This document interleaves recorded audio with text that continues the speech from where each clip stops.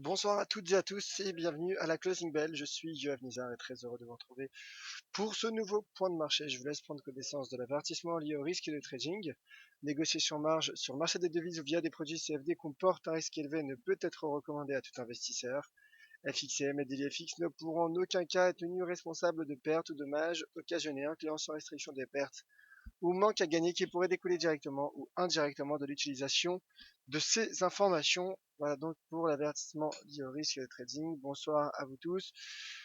Bonsoir mon cher Jérôme, Tony, mon cher Patrick, bonsoir à tous donc qui êtes présents également sur le chat. N'hésitez pas si vous avez des questions ou des graphiques, je serai ravi de pouvoir vous donner mon point de vue. Alors séance peu volatile, séance durant laquelle peu de volumes ont été échangés, mais surtout séance qui a vu les marchés actions s'inscrire dans le rouge. Les marchés actions en effet qui subissent finalement une prise de bénéfices avant un week-end prolongé, un week-end de Pâques. Et donc le CAC 40 qui dans les derniers échanges perd 2,02%, le DAX perd 1,75% et l'indice Eurostoxx 50 perd 1,86%. Wall Street a également ouvert dans le rouge. Finalement donc le CAC 40 est affaibli donc par une prise de bénéfices et également par le repli du pétrole, le pétrole qui poursuit son mouvement de consolidation entamé hier suite à la publication des stocks de brut aux États-Unis. Et enfin, comme je disais donc, prise de bénéfices et pétrole. Pétrole, également bonne tenue de l'euro, l'euro qui malgré sa baisse face au dollar, l'euro qui se stabilise et donc qui impacte également les bourses européennes. Alors d'un point de vue technique, le CAC 40 qui confirme sa sortie par le bas de ce triangle et le triangle, donc le cours pardon, qui s'approche de l'objectif théorique de l'analyse technique à 4300 points, qui correspond également à un seuil majeur, un seuil important, un chiffre rond, un chiffre entier, à 4300 points. Donc je pense que le cours devrait atteindre les 4300 points rapidement, rapidement. Et donc voilà, tout simplement, risque baissier suite à cette sortie par le bas de ce triangle. Le DAX, quant à lui, se stabilise dans un range également. Range, triangle, ce sont des figures d'indécision en analyse technique. Et donc le DAX qui pourrait aller chercher la partie inférieure de ce range à 9750 points. En tout cas, pour le moment, le marché se maintient dans un rectangle. Passons sur le Forex, l'euro-dollar qui poursuit sa baisse et qui se maintient à l'intérieur de ce drapeau de consolidation. L'euro donc qui reste stable certes, mais le dollar qui se renforce, le dollar qui est haussier suite notamment, en tout cas qui poursuit ce rebond, mais qui s'est vu renforcé suite à la publication des commandes bien durables aux États-Unis qui sont ressorties supérieures aux attentes du consensus malgré une contraction des commandes de biens durables de 2,8% le mois dernier aux États-Unis. Donc pour le moment, le cours fait drapeau, canal baissier, court terme du moins. Drapeau est toutefois une figure de continuation. Donc une sortie par le haut pourrait être envisageable. En tout cas, le signal serait donné en cas de franchissement de la partie supérieure de ce drapeau et pour aller rechercher, en tout cas d'un point de vue théorique, les 1,1325 $. Alors passons aux matières premières. Matières premières. Alors là, c'est le cours du dollar américain qui subit également quelques prises de bénéfices toutefois avant ce week-end prolongé.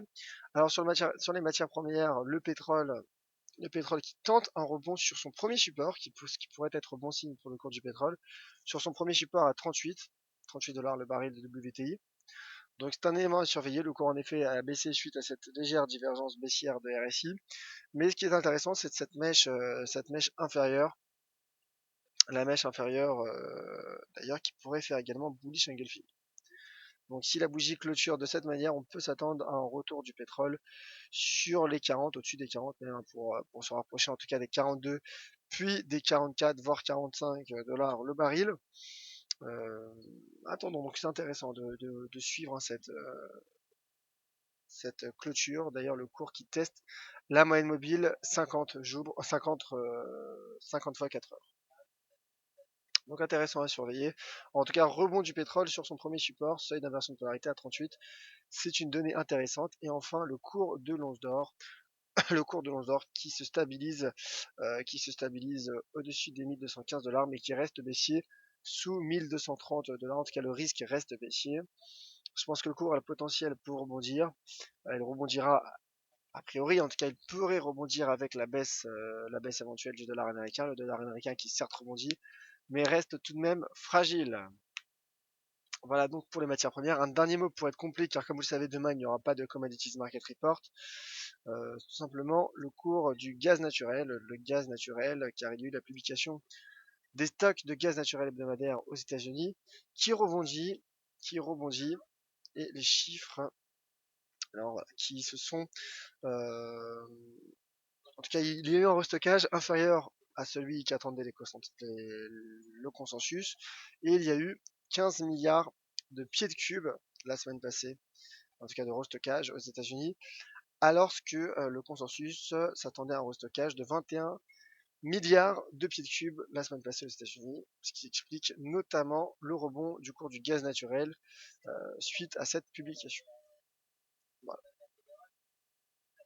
Donc, le gaz naturel qui rebondit, qui teste toujours la partie supérieure de ce triangle. Voilà donc pour ce résumé de la séance.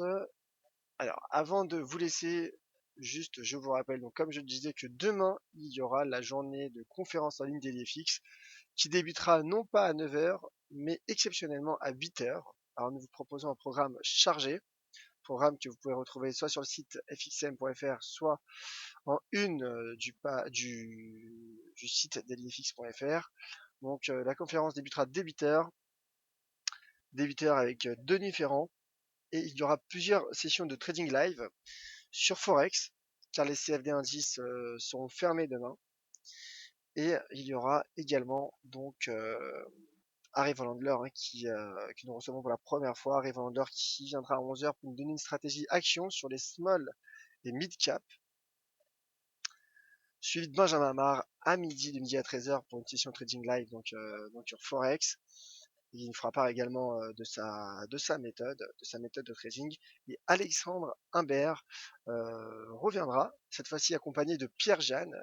Pierre-Jeanne qui travaille en salle de marché à la BNP Paribas sur les matières premières.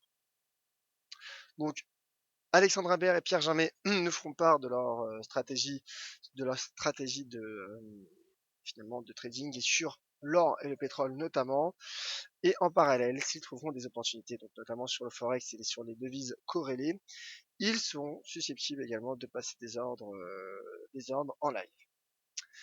Et donc cette conférence se terminera à 17 h. Et avant de vous quitter, un dernier rappel sur les horaires de trading que vous pouvez également retrouver sur le site dailyfx.fr. Bon, voilà pour demain, puisque comme vous le savez, c'est le week-end de Pâques, week-end prolongé. Alors, voici les horaires de trading pour FXCM, chez FXCM. Donc, je vous invite à aller retrouver. Je vous mets le lien sur le chat, de façon à ce que vous gériez vos expositions et vos stratégies de trading. Voilà donc pour cette closing bell. Avant de vous quitter, un dernier mot avec Tony qui nous fait part sur le chat de son graphique Nikkei, opération Nikkei Target, 1 à 2 semaines de renfort. Des renforts sont encore prévus, nous dit Tony. Tony qui visiblement vise les 16 587 points pour le Nikkei suite à cette cassure de cette oblique haussière. Alors, Krivi23 qui demande comment s'inscrire à la conférence sur le site d'fxm.fr. Je vous envoie le lien tout de suite sur le chat. Donc, vous allez sur fxm.fr, vous la trouvez en top et vous trouvez donc à la fois le programme détaillé avec donc cet encadré pour vous inscrire. C'est gratuit, profitez-en. N'hésitez pas, je vous mets le lien sur le chat. Il vous reste encore quelques heures. Merci à toutes et à tous de votre attention. On ne se retrouvera donc pas demain, mais d'ici là, je reste à votre écoute sur Twitter @JoaVizard. Très bon week-end de Pâques à tous. Joyeuses fêtes. Et à lundi à mardi même, pardon, puisque lundi, ce sera lundi de Pâques. Donc, très bonne soirée et à bientôt. C'était Yoav Nizar pour la Closing Bell.